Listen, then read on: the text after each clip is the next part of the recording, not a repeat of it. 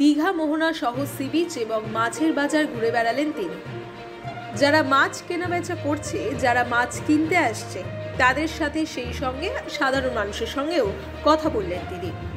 সংবাদ মাধ্যমের সামনে একেবারে তিনি প্রথমেই রাজনৈতিক ব্যাপারে কোনো প্রশ্ন উত্তর নয় এটা বলার পরেও মমতা বন্দ্যোপাধ্যায়ের সরকারের বিরুদ্ধে কথা বলতে পিছু পা হননি তিনি। জঙ্গি মডেল তৈরি হচ্ছে, কোনো রাজনীতির কথা নয়, আমি বাইট দিই না। চলো এখানে দেখা যাচ্ছে মহিলা নিরাপত্তা নেই, হচ্ছে মহিলা নিরাপত্তা একের পর এক আক্রান্ত হচ্ছে। পুলিশ তদন্ত করার আগে বলছে পারিবারিক বিবাদ।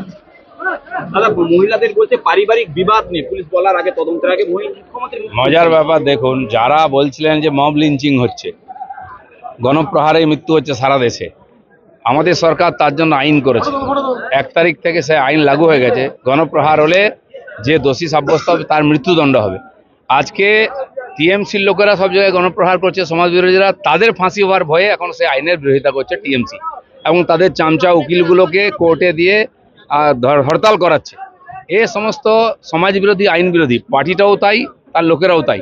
আজ যে আইন পাস হয়েছে, যারা বলতো আজকে তার বিরোধিতা কেন করছে, কারণ তারাই সমাজ বিরোধী রাজনীতি করছে, তারাই গণপ্রহার করছে, তারাই মব লিঞ্চিং করছে, আর বাংলার রাজনীতিকে রক্তাক্ত করেছে। এই আইন সবার গলায় ফাঁস দেবে। গণপিটুনি পাড়ায় পাড়ায় হচ্ছে। যারা দিল্লিতে ধর্ণা দিত গান্ধীজির সামনে, যারা হাতরাসের কথা বলতো, উত্তরপ্রদেশ বিহারের কথা বলতো, আজ তারা কোথায় গেল? সে বুদ্ধিজীবীরা কোথায়? সে মহিলারা কোথায়? আজ মব লিঞ্চিং, মহিলাদের রাস্তায় বিবস্ত্র করে মারা হচ্ছে, পেটানো হচ্ছে। এটা কোন সভ্য সমাজ? পৃথিবীর কোন সভ্য দেশ, গণতান্ত্রিক দেশ, স্বাধীন দেশে এই ঘটনা দেখিনি, যেটা পশ্চিমবাংলায় দেখছি। যে আইন হয়েছে, এখন সবাইকে সে আইনের সামনে দাঁড়াতে হবে। এই হিংসার রাজনীতি এবার বন্ধ হবে।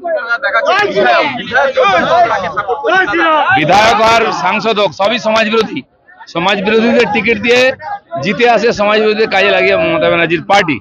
আজকে যে আইন পাস হয়েছে, সবাইকে তার সাজা পেতে হবে। আজ এই ধরনের কাজ করলে কেউ বাঁচবে না।